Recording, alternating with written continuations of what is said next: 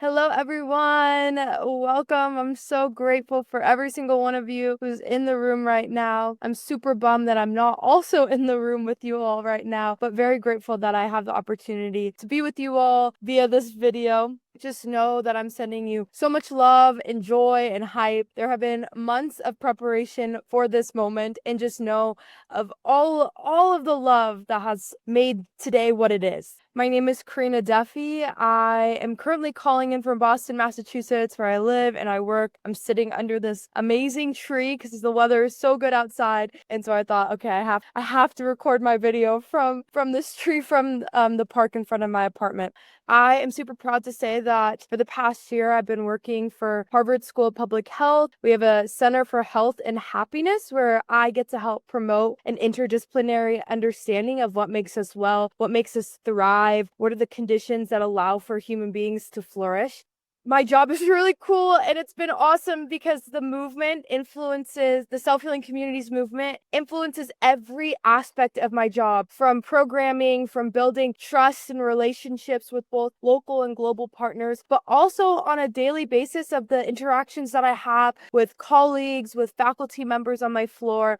Self-Healing Communities and being part of this movement has shown up in everything. And I'm so grateful for the ways that it has allowed me to be present and intentional, not only with the people around me, but with myself.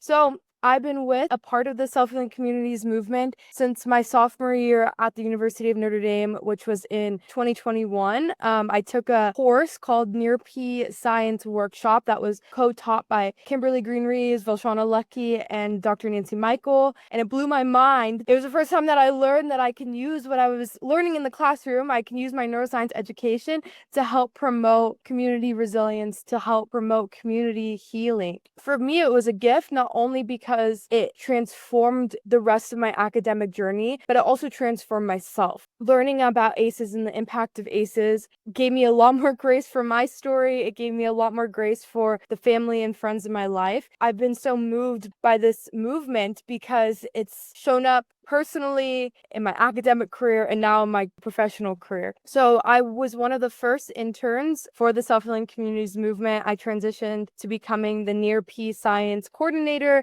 and now I work still as the coordinator in a part-time role, and I also work as the vice chair of the Self-Healing Communities board. I've been asked by Velshana to do the introduction to our 2025 to 2027 theme, which is all about beauty and connection. But before I really dive into the theme, I want to talk a little bit about the logo, which connects with the theme. So I'm going to start sharing my screen, and I want to touch upon the logo just to say that we want everyone to see themselves as part of this work. It's a movement. We're not an organization. We want everyone to say that I belong to the Self-Healing Communities movement. I am the Self-Healing Communities movement. And when you see this logo, you know whatever the resource is, whatever the presentation that is being given, whatever it is that you're receiving that has this logo on it, that you know that your nervous system is being taken care of, that there is neurobiological healing that is built into whatever that you're receiving. We have this phrase, a meta leadership movement to build resilient communities. And what does this mean, meta leadership movement? It means that every single person who's part of the movement sees themselves as a leader, sees themselves as a key contributor to pushing this work forward, seeing that they have skills, experiences, desires, dreams, gifts, talents that they can contribute to this work. A prime example is Sarah Martin from the Rackle and Murphy Museum, who's been such a gift in allowing us to be in this space today. She took the initiative to put this logo on one of the resources that they hand out, which is a tea bag, a piece of art that people can meditate on or think about, reflect with, and drink a nice warm cup of tea. That is contributing to neurobiological healing, neurobiological care.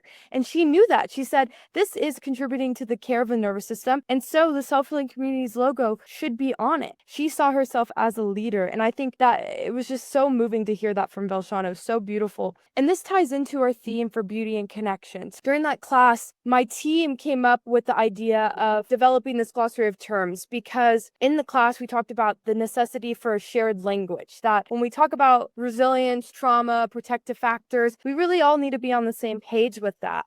we decided to create a glossary of terms that both had like a common language portion, but also the neuroscience, the near peace science of this term. And so I was asked to be an intern. I worked really hard with Dr. Michael to develop this manual and the rest of the team.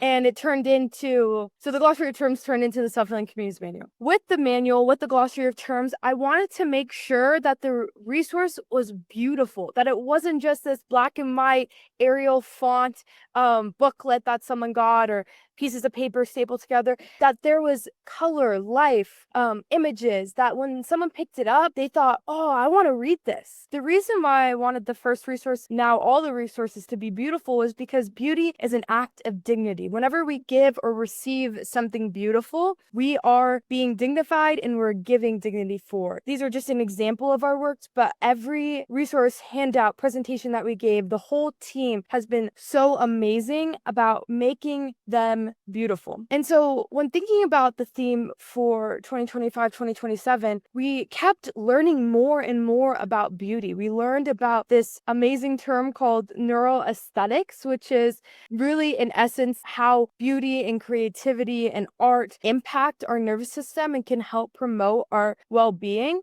So we started learning that there's this whole field, this whole science around it. The beautiful thing about beauty is that there's no one definition of it. We like to say that we are all capable of making our own definition, using our own words to describe what is beautiful. We have our own experiences of beauty. We have things that we find beautiful that someone else might not find beautiful. We have this expanded understanding of what beauty is, but we know at its essence, beauty helps our nervous system to help heal, to be resilient. And so we want to share this. We want to lean into the science of beauty and share it out, because there are so many ways that beauty aesthetics can help promote our well-being. Aesthetics is just another word used to describe beauty. And so I have this slide up. There's a lot going on. Please don't feel like you have to read through everything, but this is just a few examples of how beauty can really impact a person's nervous system. So research has shown that making art for as little as 45 minutes can reduce stress hormones in your body. Going to the museum, say going to the Racklin. If you're local, the Racklin Murphy Museum is free. Go to the museum once a month. There's research that shows it can help to extend your life by 10 years.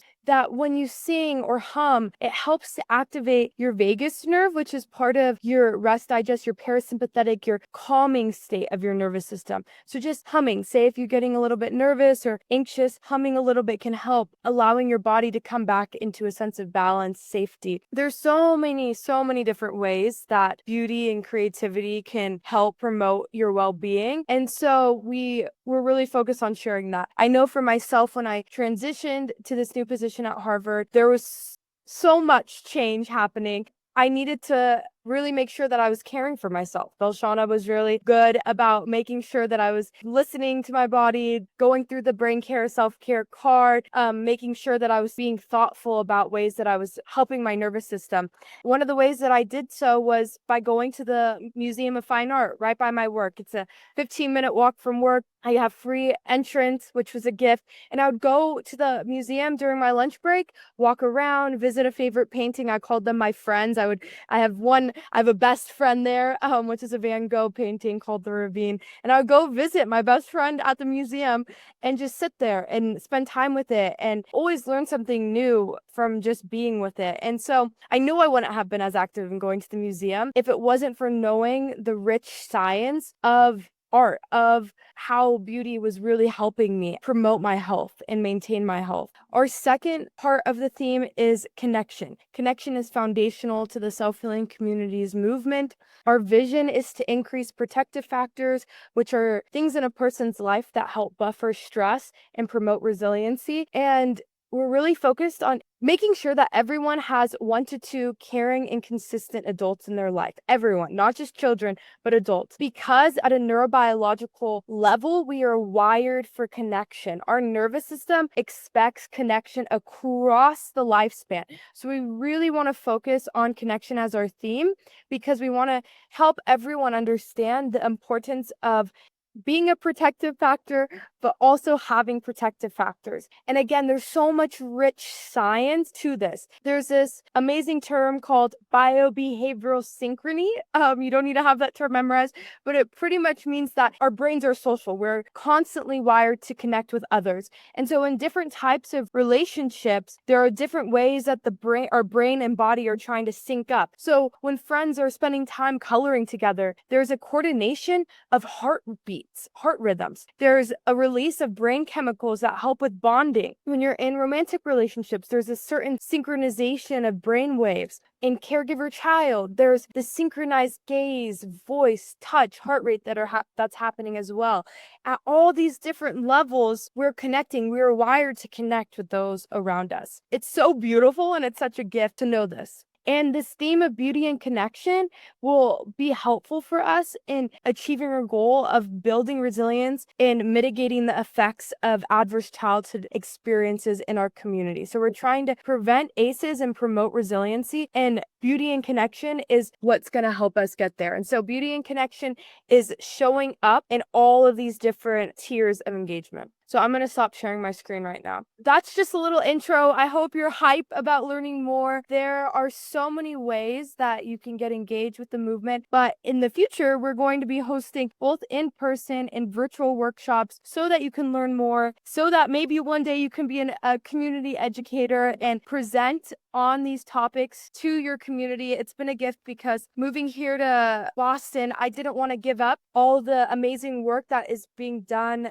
both in South Bend, but across the state of Indiana and Michigan and all these other places. And so I wanted to bring it here to Boston. And so I started presenting at our Boston Public Library and bringing this work here. That's all to say that wherever you are, wherever you're coming in from, you have the ability to say, I am a part of Self-Healing Communities, and you have the ability to bring this movement to your community. So thank you to this chance to share about beauty and connection, to be a little bit involved in today's activities. Much love to every single one of you. Can't wait to hear how the rest of the day goes. Just know that you are a part of this movement, and I cannot wait to see all the dreams and ideas that you have to contribute the gift of yourself to this work.